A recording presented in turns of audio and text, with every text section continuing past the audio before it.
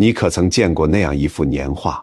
画上有个仙人，手提一只花篮，篮子不大，却总开满鲜花，红的、白的、黄的，还有一簇蓝紫的小花，开得最安静。那个仙人面容模糊，笑意温和。你也许在灶台边见过他，你也许在庙会上见过他，你也许在祖辈的口中听过他的名字。他叫蓝采和，八仙之一。可你试着回想一下，除了那只花篮，你还记得他什么呢？你记得他的笑吗？你记得他的声音吗？你记得他来自哪里，又爱过什么人吗？大概不记得了。他被供奉了1000年，他被画进了无数张年画，他被写进了戏文，唱进了民谣，可他却从未被真正记住。人们记住了花篮，人们记住了花仙，人们记住了八仙里那个提着花篮的影子，却没人记住蓝采和这个人。今晚咱们就坐在灯下，慢慢讲一讲他的故事。咱们把时光往前拨回1000多年前的大唐。你听，风里已经有歌声了。那是唐高宗到唐玄宗的时代，长安城的街上挤满了胡商，诗人、歌女和道士，酒香和香料的味道飘在空气里。戏楼里传来丝竹声，街角有人吆喝卖糖，寺庙的钟声远远地荡过来，人人都觉得好日子会一直过下去。洛阳也不输长安，洛水两岸灯火通明，教坊里的琴声能飘出几条街。城东有酒肆，城西有花市，桥头卖艺的锣鼓一响，半条街的人都围了过去。就在这座热闹的洛阳城里，有一个少年，正悄悄地在人群里长大。关于这个少年的来历，史书只留下6个字，不知何许人也。没有姓名，没有籍贯，没有父母，在讲究门第出身的唐代，他像一个灵，被扔进喧嚣的人间。老百姓不信神仙会没有来历，于是民间悄悄传开了另一个版本，说他本名许坚，说他的父母早早就走了，说他12岁那年跟着姐姐嫁进一户姓杜的人家，寄人篱下，看人脸色。姐姐在杜家的日子也不好过，能给弟弟一口饭吃已是极限，多余的一句暖心话，姐姐说不出来。许坚从小便学会了看眼色，他学会了藏心事，他学会了在人前露出乖巧讨喜的笑。可一转过头，他的沉默像一块石头。那个家不是他的家，那个屋檐遮住了雨，却遮不住冷。杜家的孩子会故意把他的碗碰翻，灶房的婶子会用眼角瞟他，他从不回嘴，他只低头蹲在院里，把地上的米粒一颗一颗捡起来，捡完了拿袖子擦擦，塞进嘴里。他不敢哭，哭了也没人哄，他不敢闹，闹了只会挨白眼。他只能安静地长大，安静的像一道影子。有一个冬夜，姐姐偷偷塞给他一个热乎乎的烤红薯，他捧着那只红薯蹲在墙角，眼泪一颗一颗掉进灰里。姐姐别过头，假装没看见。那是他许多年里唯一一次感受到暖意。转折发生在13岁那年，洛阳教坊到民间选童子学艺，教坊的人往人群里扫了一眼，一眼就相中了他。那孩子眉清目秀，嗓子清亮，更难得的是有股天然的机灵劲儿。对许坚来说，教坊不算什么好去处，可比起寄人篱下，那里至少有饭吃，有床睡，有人教本事。他几乎没有犹豫，就跟人走了。进了教坊，他像一块干透了的海绵，被丢进水缸里。学唱学念学做学打，别人练一遍，他练3遍；别人歇了，他还在练。嗓子唱哑了，喝口凉水，接着练；手上磨出了茧，缠块布条，接着练。师傅训他，他不吭声；同伴笑他，他不理会，他不敢停下，他怕一停下来就会被赶回去，重新变回那个无人留意的孤儿。短短几年，他从一众学徒里冒了出来，不到20岁，他已经成了洛阳城里最红的伶人。一首歌唱出来，满街的人都来听；一台戏演出来，全城的人都谈论。他的名字被写在最显眼的水牌上，达官贵人的宴席以请到他为荣。市井百姓在街头认出他，会兴奋地指给同伴看。他登台那晚，坊门的灯笼能亮到3更，台下的人挤得密不透风。他唱到高音处，满场寂静，连呼吸都屏住了。唱完了，掌声像潮水一样涌上来。他站在台上，微微笑着，鞠躬。他享受这种感觉，他太需要被看见了。那个从小没人在意的孤儿，终于活成了所有人目光的焦点。那一年，他大约20岁出头，人生正站在最得意的节点上。可要是你看得仔细，会发现他的笑容底下藏着一丝不安。他怕这一切会突然消失，他怕一觉醒来又变回那个无人在意的小孩，所以他拼命唱，拼命演，不敢停，不敢歇。每一次登台，他都像在对着世界大喊：看着我，记住我，别忘了我是谁。可是世界转头就忘了他。那一天，他在宴席上唱了一支自己编的新曲，词里暗讽了某位权贵，谁也不知道他为什么要那样唱。也许是一时冲动，也许是积压太久，也许是那支曲子替他说出了憋了多年的话。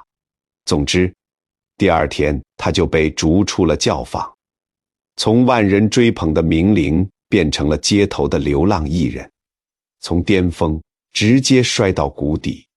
那些追捧过他的人在街上遇见他，装不认识；那些以请到他为荣的达官贵人再也不提他的名字。他好像一夜之间就从有名有姓变成了可以忽略的存在。这是蓝采和第一次真正看清这个世界。他没有哭，他买了一坛酒喝得烂醉。从那时起，他养成了一身怪异到令人侧目的习惯。他穿一件破烂的蓝色长衫，系一根3寸宽的黑木腰带，永远一脚穿靴，一脚赤足，无论寒暑，从不更改。盛夏时节，人人都恨不能脱光避暑，他却在单衣里塞满棉絮，汗流浃背也不脱。隆冬腊月，北风像刀子，他直接卧在雪地里睡觉，呼出的气像蒸汽一样升腾，身体却不受冻。洛阳城的孩子们追在他身后，笑喊他蓝疯子。老人们叹气，说他可怜，没人理解他的行为，也没人试图理解。反正他已经是被世界抛弃的人，乖一点又怎样呢？可更难以解释的是他身上的气味。民间传说他常年不沐浴，衣衫褴褛，可身上从来没有异味，反而隐隐透着花草的清香。有人说那是他常年采药染上的药香，有人说那是仙气未显的征兆，也有人说那只是他还在做人时留给自己的最后一点体面。这些反常在世人眼里只是疯癫的证据，可如果你站到他当年的位置，也许会有不同的理解。他是在用极端的方式隔绝这个世界。棉絮裹身是为了在盛夏里体验酷热，卧雪而眠是为了在寒冬里感受刺骨。他用自己的身体把世界挡在外面，那层棉絮，那层雪，既是盔甲，也是围墙。他曾经那么用力地想要被世界认可换来的，却是一脚踢开。既然这个世界不听他说话，那他就活成世界看不懂的样子。这是他给自己筑起的最后一道防线。那些年，他看透了太多，看透华丽，不过是篮中幻影；看透追捧，不过是过眼云烟。他在街头唱起一支自己写的歌，歌里有一句“红颜一春树，流年一至梭”。那时候他还年轻，只是觉得这句词很美。后来他懂了，人间名利皆是篮中幻影，风一吹就散了。可看透不等于放下，他只是把所有的痛苦和不甘都灌进了酒里，终日醉醺醺地游荡在市井街头，唱着没人听得懂的歌，活成了一个行走的问号。命运似乎已把他丢在角落。可一个黄昏，一场意外的相遇，悄然转了他命运的轮盘。那天他又喝了很多酒，摇摇晃晃地走在洛阳城外的荷花池畔。夕阳把水面染成一片晃动的金色，他眯着眼看着荷花，心里迷迷糊糊地想，这花开得倒比人干净。然后他看见了池边的一个人，一个老人，一个浑身长满烂疮，脓血外流，散发着恶臭的老人。老人半靠在池边的石头上，衣衫比蓝采和的还破，嘴唇干裂，奄奄一息，换作普通人多半捂着鼻子绕道走了。蓝采和没有，他走过去蹲下问，老人家，你怎么了？老人费力地睁开眼，浑浊的目光在他脸上停了一会儿，然后指了指自己腿上的烂疮，说，痛。蓝采和看了一眼，脓血混着黄水，看上去恶心极了。他只是皱了皱眉，然后俯下身，用嘴为老人吮吸烂疮里的脓血，一下又一下，脓血吐在地上，混进尘土里。老人没有道谢，反而露出一个奇怪的笑。他说，渴。蓝采和起身去找水，池水不能喝，远处倒有一口井。他跑到井边，发现没有打水的桶。他环顾四周，在树丛里找到一个竹篮，竹篮打水。他犹豫了一下，还是提着竹篮跑到井边灌满了水。竹篮一提起来，水就从缝隙里哗哗漏光。他再灌再漏，反复几次，竹篮里一滴水都没剩下。他站在井边喘气，汗水顺着额头滴下来。这时身后传来一个清脆的女声，用荷叶铺在篮底试试看。他回头，一个年轻女子站在不远处，手里捏着一朵荷花，正冲他笑。她姓何，后来人们叫她何仙姑，但那是很久以后的事了。蓝采和照做了，他摘了一片大荷叶铺在竹篮底部，再去打水。这一次水没有漏，满满一篮清水稳稳地端在他手里。他把水端到老人面前，老人喝光了篮子里的水，然后奇迹发生了。老人脸上的烂疮突然全部脱落，露出光洁的皮肤。他身形暴涨，金光四射，化作钟离权的真身，八仙之一的汉钟离。老人说，你过关了。蓝采和愣在原地，其实这不是钟离权第一次出现在他面前。很久以前，当蓝采和还是那个意气风发的少年郎时，钟离权就来过。那时的蓝采和正享受着众人的追捧。钟离权劝他出家修道，他毫不留情地挖苦回去，你们这些出家人不是生产，游手好闲，有什么资格来教训我？那时的他满心都是红尘名利，根本听不进任何超脱的话语。可这一次不同，这一次他已经被世界踩到了脚底，已经亲历了从巅峰到谷底的全部落差，已经尝够了人情冷暖。那颗被名利塞满的心，终于被痛苦抛开了一道裂缝。所以当钟离权再次出现，化身烂疮老者来考验他时，他的反应完全不同了。他没有嫌弃老人的污秽，因为他自己就是被世界嫌弃的人。他没有嘲笑竹篮打水的徒劳，因为他自己这半生就是一场徒劳。那道裂缝里有什么东西正在萌芽，可他仍在犹豫修行，意味着彻底放弃世俗的一切，清规戒律，晨钟暮鼓，再也不能喝酒，再也不能唱歌，再也不能想哭就哭，想笑就笑。他舍不得钟离权没有逼他，只留下一句话：时候到了，你自己知道。然后消失了。蓝采和站在荷花池边，天色已经彻底暗下来，手里的竹篮还湿淋淋的，荷叶贴着篮底。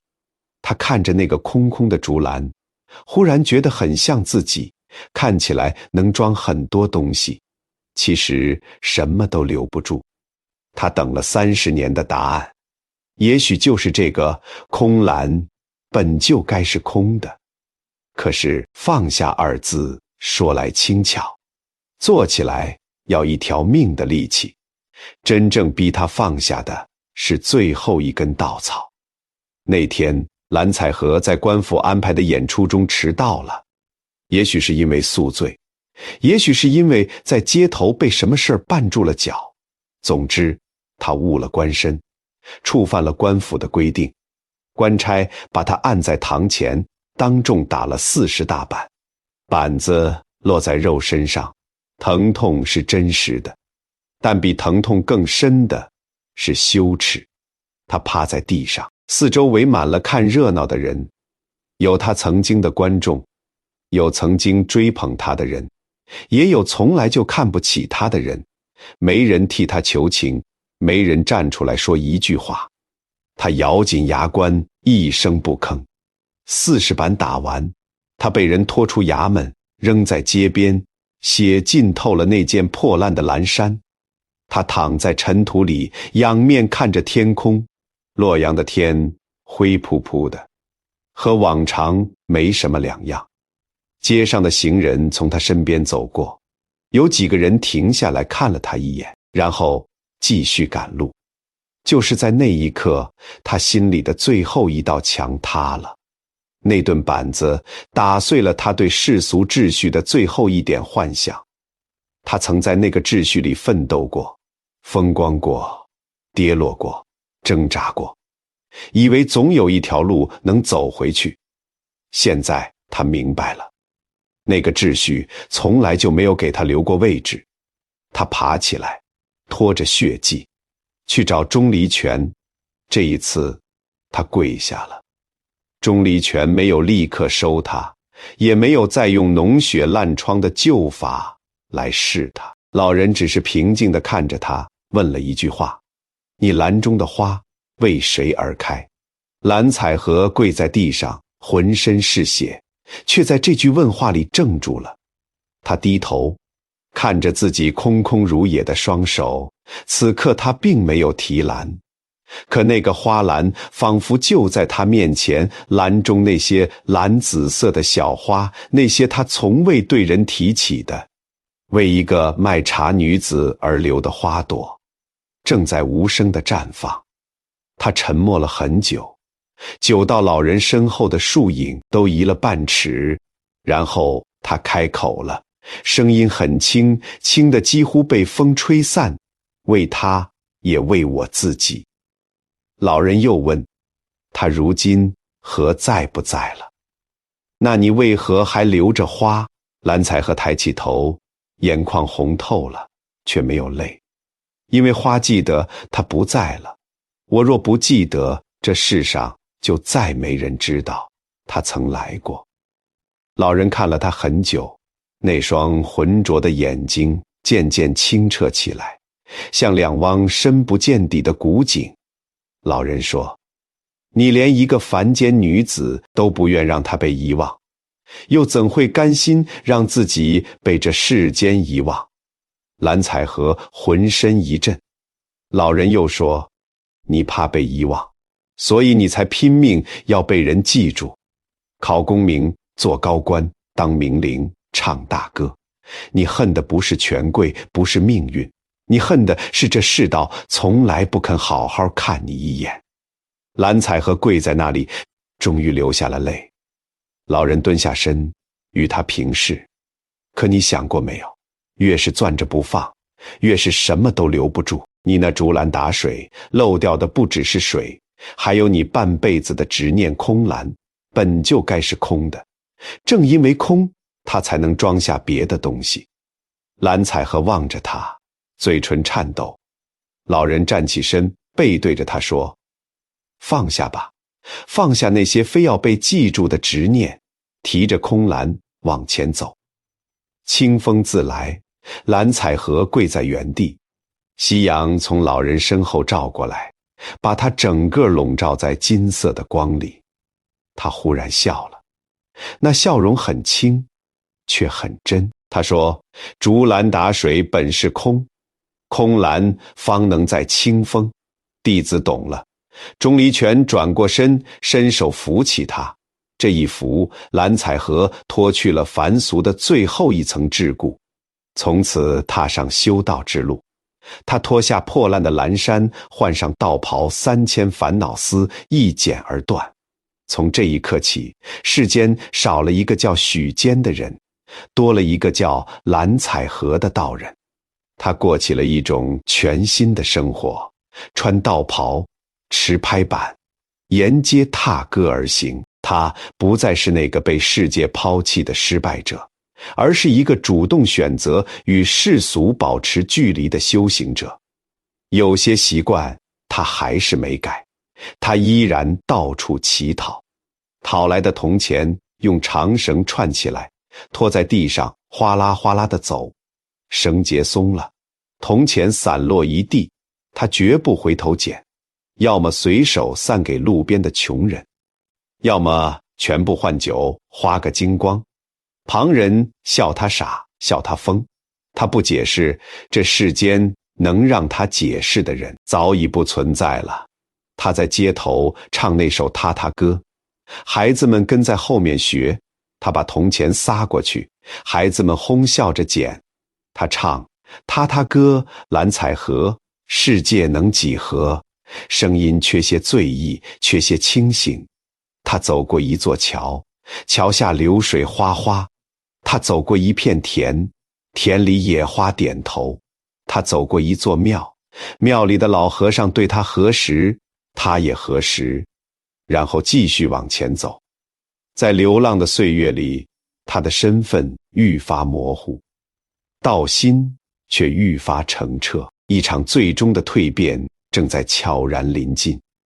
那天终于来了，具体是哪一年、哪一月、哪一日，史书没有记载，我们只知道地点是濠梁，就是今天安徽凤阳一带一座临水的酒楼。蓝采和那天喝了多少酒，没人知道，只知道他喝到兴处，一脚踏上酒桌，举起那副跟了他半辈子的3尺拍板，放声高歌。还是那首踏踏歌，踏踏歌，蓝采和，世界能几何。他不老，别的凡人过了几十年早已白发苍苍，他却还是那副少年面容，一身破道袍，一脚穿靴，一脚赤足，脸上挂着醉醺醺的笑意。红颜一春树，流年一至梭。酒楼里的客人都停下来看着他，有人在笑，有人摇头，有人拍桌子叫好，但没有一个人真正听懂他在唱什么。那些歌词里的警示之语落进酒气弥漫的空气里，像水珠掉进滚烫的铁板，滋啦一声就蒸发了。他不在意，他已经唱了很多年了。忽然，酒楼外传来一种声音，很轻很细，像云雀在极高的天际啼鸣，又像风吹过竹林的沙沙声，但那不是鸟鸣，也不是风，那是云鹤的鸣叫，还有云层之上飘来的笙箫之声。蓝采和停下拍板，抬头望向窗外，他的脸上没有惊讶，只有一种释然的笑。他轻声说：“来了。”他把手里的拍板扔在地上，这副拍板叫弹板，也叫云阳板，是他最早的随身法器，陪伴他走过了数十年的流浪踏歌。此刻，他落在地上，发出一声清脆的响，然后他脱靴，另一只光着的脚终于不用再踩地上了。靴子被他一脚踢到角落，他解下腰间的3寸黑木腰带，腰带落地时带倒了桌上的酒壶，壶里的酒洒了一地。最后，他脱下那件穿了一辈子的破烂蓝衫，光着上身站在桌上，他的身体在阳光下泛着淡金色的光。酒楼里所有人都呆住了，云鹤与笙箫的声音越来越近，整座酒楼被一种奇异的光笼罩。蓝采和赤着脚走下酒桌，穿过围观的人群，走到酒楼门口，人们自动为他让开一条路。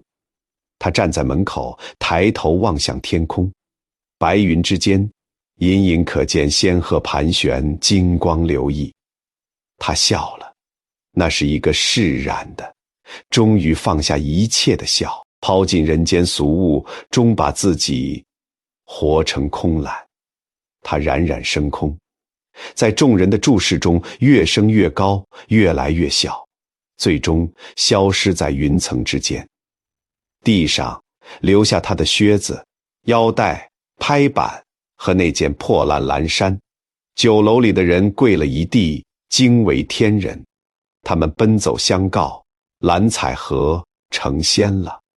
是的，他成仙了，可他的凡间遗迹还留在那里，尤其是那副3尺檀木拍板，被后人捡起，奉为法器。而这副拍板日后将在东海之上掀起另一场滔天巨浪。后来，蓝采和应铁拐李之邀，在四川石笋山聚仙会中正式列入8仙，位列第6，仙名初定，位列仙班，长生不死，遨游3界。可是成仙并非人生终点，踏入仙班的他将要面对一场更彻底的身份消解。成为8仙之后的日子，和蓝采和想象的不太一样。他本以为成仙是终点，后来发现只是换了个地方继续赶路。天上的规矩不比人间少，蟠桃会要参加，仙班会议要到场，各路神仙之间的迎来送往，比人间的官场应酬还累。不过也有好处，至少不用再受穷了。那一年，西王母的蟠桃盛会，8仙联袂赴宴，琼浆玉液，仙果蟠桃，众仙觥筹交错，其乐融融。蓝采和坐在席间，拍板放在手边，花篮放在脚边，喝了不少仙酒。他如今的法器已经不止拍板了，那花篮是他这些年在仙山采药时编的，篮中蓄满奇花异草，仙草灵药，四季不谢，异香扑鼻。这是他最喜爱的东西，也是他最得意的造物。宴会结束，8仙结伴返回，路过东海时，望着浩瀚的海面，有人提议，咱们各凭法器，渡海不成舟，如何？众人抚掌称好。铁拐李率先将自己的葫芦抛入海中，葫芦迎风变大，化作一叶扁舟，他跳上去，飘然而去。汉钟离将芭蕉扇置入浪中，扇子化作蒲团大小，稳稳拖住他的身形。张国老倒骑毛驴，吕洞宾脚踏飞剑，何仙姑足踏荷花，韩湘子笛声引路，曹国舅玉板破浪。轮到蓝采和了，他从花篮中取出那副跟了自己数十年的檀木拍板，往海中一抛，拍板落水，金光大盛，化作一方玉板，悬浮在波涛之上。蓝采和踏上玉板，感受着脚下温润的玉质，这是他最珍贵的法器，见证了他从人到仙的全部历程。风吹动他的道袍，花篮中的仙草异香随风飘散，引得海底的水族纷纷浮上来，追随着他的玉板游弋，鲸鱼、海豚五颜六色的鱼群在他的玉板两侧列队而行，场面壮观极了。他心情很好，取出酒壶，灌了一口仙酒，酒香醇厚，海风清爽。他忍不住想唱两句踏歌，可水下的阴影里有什么东西正盯着他的玉板。东海龙宫，龙太子正在水晶宫中宴饮，忽然闻到一股异香，夹杂着仙气的波动。他放下酒杯，寻香而去，浮出水面时，恰好看见蓝采和脚踏玉板破浪而来，一群鱼虾追随着那道金光，场面煞是气派。龙太子的目光落在蓝采和脚下的玉板上，羊脂美玉，灵光流转，更兼仙气氤氲，一看就不是凡品。龙宫珍宝无数，可这等仙家法器他还从未见过。贪念顿起，龙太子转身入水，招来几个心腹水族，低声吩咐了几句。蓝采和对此毫不知情，他正踏着玉板走在波峰浪谷之间，忽然脚下一空，玉板被一股巨力从下方抽走，他整个人栽进海水里，咸涩的海水灌进口鼻，他还没来得及反应，几双长满鳞片的爪子就扣住了他的手脚，将他往深海拖去。他挣扎着回头，看见几个虾兵蟹将正抱着他的玉板往龙宫方向急游。龙太子立在珊瑚丛中，正贪婪地抚摸着那块玉板。蓝采和的怒吼被海水吞没，只剩一串气泡。他被拖进龙宫，关在一处暗无天日的水牢里，这是他的耻辱，也是他成仙后遭遇的最大劫难。其余七仙陆续渡过东海，在彼岸等了许久，不见蓝采和踪影。铁拐李掐指一算，脸色骤变，采和道友被龙宫扣下了。吕洞宾第一个拔剑，铁拐李的葫芦喷出三昧真火，点燃了东海的海面。韩湘子的笛声化作狂风，助长火势。一时间，东海之上火光冲天，海水沸腾，无数水族翻着白肚皮浮上海面，虾兵蟹将死伤惨重。龙太子没想到事情闹到这个地步，连忙去向龙王禀报。龙王大怒，可事已至此，只能硬着头皮应战。他请来天兵天将助阵，八仙这边也毫不示弱。一场大战从东海打到了天庭，从水族打到了天兵，事态越来越失控。当龙太子出手夺宝，并将蓝采和擒入龙宫，这场冲突已被彻底推向不可挽回的高潮。而这一切的当事人蓝采和正被关在水牢里，浑身湿透，花篮也沉在海底，不知去向。他听着上面传来的轰鸣声、喊杀声，苦笑了一声。他又成了那个被遗忘在角落里的人。火烧东海的动静太大了，大到惊动了南海普陀山上的观世音菩萨。菩萨驾莲台而来，在白热化的战场上落下，双方暂时歇手，各自陈述原委。菩萨听完摇了摇头，为一块玉板闹成这样。龙太子低着头不说话。铁拐李怒道：龙子抢夺在先，欺人在后，此事岂能善罢甘休？菩萨看向龙王，龙王面色铁青，知道儿子理亏，又不想在八仙面前低头认输。观音菩萨叹了一声，还他玉板，赔个不是。此事便了了。龙太子咬了咬牙，从背后取出玉板。他最后看了那块美玉一眼，终于还是将它交还。玉板落回蓝采和手中时，湿漉漉的表面倒映着他疲惫的脸。他收好玉板，弯腰从海底淤泥里捡回花篮。花篮里原本满满的奇花异草，被海水泡得七零八落，只剩几根残枝。他蹲在海边，一根一根地清理枯枝败叶，重新在岸边采了几株野花放进去。观音菩萨看着他这副模样，微微点头，踏莲而去。龙族收兵回宫，东海的火焰渐渐熄灭，海面恢复了平静。八仙重新聚首，七嘴八舌地询问蓝采和有没有受伤。他摆摆手说：没事。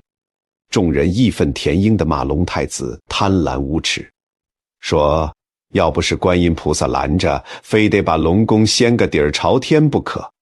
蓝采和听着笑了笑，没有接话。风波平息了，八仙继续上路，谈笑风生，仿佛刚才的大战只是一段无伤大雅的小插曲。可蓝采和走在队伍的最后面，脚步比来时慢了很多。他看着前面那7个并肩而行替他出头的道友，心里忽然涌起一股复杂的感受，感激。有的可感激之外，还有另一种无法言说的情绪。他不是这场战争的主角，七仙为他打的这场仗，与其说是为了他本人，不如说是为了八仙的面子、仙家的尊严，那块稀世玉板，以及他们兄弟之间不容外人欺负的义气。他蓝采和被关在水牢里的那几个时辰，挨了什么罪，想了什么事，怕不怕，恨不恨，除了他自己，没人知道，也没人在意。很多年后，这场大战被编成了戏文，画进了年画，刻进了画本。民间说书人把火烧东海讲得绘声绘色，孩子们听得眼睛发亮。而当他听到那句街头评价“只记火烧东海，少提被囚蓝采和”，蓝采和才真切地意识到，自己的存在感原来还不如一块玉板。众人争抢篮中玉板，无人在意提篮之人。他忽然有些怀念那把散落在酒楼地板上的铜钱，怀念那件扔在角落里的破烂蓝衫。那时候他穷，可至少他还能感觉到自己是自己。现在的他位列仙班，法宝玉板，天下皆知。可那个叫许坚的少年，那个被逐出教坊的伶人，那个在街头唱踏歌的流浪艺人，已经越来越模糊了。这场风波平息后，他的鲜明更盛，可属于他自己的痕迹却越来越淡了。时光流转，朝代更迭，唐代变成了宋代，宋代又变成了元代。蓝采和有时会降临人间，在某个酒馆喝2杯，或者站在街头看一会儿热闹。他穿着道袍，提着花篮，和年画上画的一模一样。可奇怪的是，已经很少有人能认出他了，即使认出，也常常认错。他见过一个戏班子在庙会上演八仙，戏台上的蓝采和是个涂脂抹粉的小花脸，走路一蹦一跳，说话尖声尖气，专管插科打给。台下的观众笑得前仰后合，说这个蓝采和真好玩。他坐在角落里也笑了笑，笑完之后喝光了壶里的酒。元代是一个分水岭。那时的文人不能考科举，失去了传统出路，只能写戏为生。有个不知名的剧作家以蓝采和为原型，写了一出杂剧，叫《汉钟离度托蓝采和》。在那出戏里，他被赋予了一个完整的世俗身份，一名蓝采和，本名许坚，伶人教坊出身。戏里他有妻子，叫喜千金，有儿子叫小采和，有儿媳叫蓝山景，有2个表兄弟叫王把色和李不头，都是伶人同行。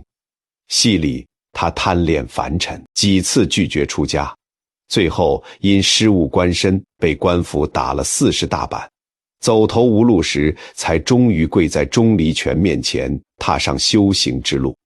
元杂剧给了蓝采和一个完整的人生，可他看着台上那个与自己同名同姓、经历相似却面目全非的角色，心情很复杂。戏里的蓝采和有了家人，有了职业，有了社会关系，看起来比真实的他更鲜活，更立体。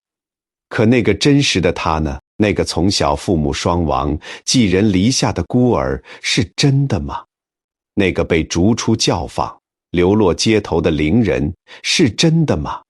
那个在荷花池畔吮吸烂疮脓血的流浪汉是真的吗？哪一个是他？哪一个都不是他。这些不同的版本像一面面哈哈镜，每一面都照出了一个蓝采和，可每一面都扭曲了原来的模样。而当他试图找到那面能真实映照自己的镜子时，他发现那面镜子根本不存在。他的面容已经被历史、传说、戏曲、年画共同捏成了一个面目模糊的符号。更荒诞的事情发生在明清时期，不知从哪一年开始，民间年画和戏曲舞台上忽然出现了女相的蓝采和。画师把她的面容画得越来越柔和，戏班子开始用旦角来演她。她手里永远提着一个精美的花篮，篮中鲜花盛开，与柔美的面容相得益彰。民间百姓看着年画里的蓝采和，想当然地以为她是8仙中唯一的女仙，甚至有人编出她和何仙姑是一对仙侣的故事，编得有理有据，流传得满城皆知。蓝采和第一次看到自己的女相年画时，站在画摊前愣了很久。画上的那个人面容姣好，眉目含情，提着他最熟悉的花篮，站在祥云之上。那个人的名字也叫蓝采和，可他不认识那个人，连性别都能被后人随意改写，还有什么是不能被改变的？唯一稳定流传下来的是那首踏踏歌和那只永远盛满鲜花的花篮。花篮成了他最核心的符号，足以让他在神仙谱系中占据一个稳固的位置。人们不需要知道他是谁，只需要知道他是提花篮的仙人，这就够了。明清2代，他的形象被固化到几乎无法动摇的程度，一个讨喜的、无害的、面目模糊的仙人符号，能广施药草，救助百姓，却无人过问他的喜怒哀乐。他甚至被民间尊为花神和药神，神庙里香烟缭绕，信众虔诚跪拜求福、求子、求平安。可没有一个信徒知道花神的真实生辰是哪一天，没有一个人知道他喜欢吃什么，讨厌什么，怕什么，爱过谁。他被永远封存在那个花篮里了。1000年之后，花篮仍在提篮人，已成空影。他站在自己的神庙外面，透过缭绕的香烟，看着神龛里的塑像。那个塑像穿着一身不男不女的袍子，提着一个过于巨大的花篮，脸上挂着标准化的慈悲微笑。香客们跪在塑像面前，口中念念有词，祈求花神保佑，祈求药神赐福。没有人抬头看他一眼，他转身离开。风吹过来，花篮里的蓝紫色小花朵轻轻晃动，那种花叫彩荷兰。不知道什么时候，人们给它取了这样一个名字。据说，因为蓝采和的花篮里永远有这种花，所以叫彩荷兰。可很少有人知道这花的来历。很久很久以前，在蓝采和还是个凡人的时候，在他还没成仙，还在洛阳街头流浪踏歌的年月里，他曾遇见过一个卖茶的女子。他摆一个小小的茶摊，他唱完曲子，经过他的摊子，他递给他一碗热茶，他歇了歇脚，又接着唱。他爱听他的踏歌，他爱喝他的茶，他最喜欢的花就是这种蓝紫色的小花。他走得很早，早到蓝采和还来不及把想唱的歌都唱给他听。从那时起，他的花篮里永远留着一束蓝紫色的花，千年不曾凋谢。他曾说，他还没听完我想唱的歌，这是他埋在心底最深的秘密，一个他从未对任何人讲过的，关于凡尘，关于错过，关于一个卖茶女子的秘密。这个故事没有进入任何一部典籍，没有被任何一出戏文改编，没有被任何一幅年画描绘。千百年来，它只在花篮中那束永不凋谢的蓝色小花里无声地活着。而如今，莲花的名字都变成了它的符号。没有人知道，这花原本是为了纪念谁。它站在云端，望着下面熙熙攘攘的人间。有人在唱他写的踏歌，有人在供他的神像，有人在画他的年画。到处都是他的名字，到处都不是他。他终于明白，他渡得过生死劫，渡得过世俗劫，却终究渡不过被遗忘这一劫。回望蓝采和的一生，你会看到一个不断被消解的过程。他的身世被消解，他本是许监教坊伶人，可后世为他安上了无数种来历，每一种都消解了前一种。他的经历被消解，伶人、乞丐、仙人，身份跳转太剧烈，没人能拼出一个完整的故事。他的存在被消解。东海一战，他明明是受害人，却被遗忘在角落里，所有人只记得火烧东海的壮烈。他的面容被消解，明清年画中的女相蓝采和，连性别都被后人改写。他爱过的人也一同被消解。花篮中永远盛开的蓝紫色小花，后人都叫它采荷兰，却没人知道，这花是为了纪念一个卖茶的女子。她的名字还在，香火还在，符号还在，可她那个人早已不见了。这就是蓝采和一生的终极悖论。他成为了永恒的符号，却彻底失去了自己。世人记住了花篮，记住了踏歌，记住了八仙里的一个位置，唯独没有记住他这个人。他用一生把自己活成了一只空篮。空篮能盛百草，能装千花，能容仙露灵药，能化作无上法器，却盛不下一段可悲可叹可被铭记的人生。今晚这个故事也许没能还原一个完整的蓝采和，但至少我们试着去看了那个藏在花篮背后的影子，那个曾在街头唱歌的少年，那个失去爱人的凡人，那个被关在水牢里无人问津的仙人，那个被供奉千年却从未被真正记住的人。希望每一个在人群中被忽略、被误解、被符号化的人都能被真实的看见。希望你的名字不只是一个标签，希望你的故事有人愿意听完。晚安。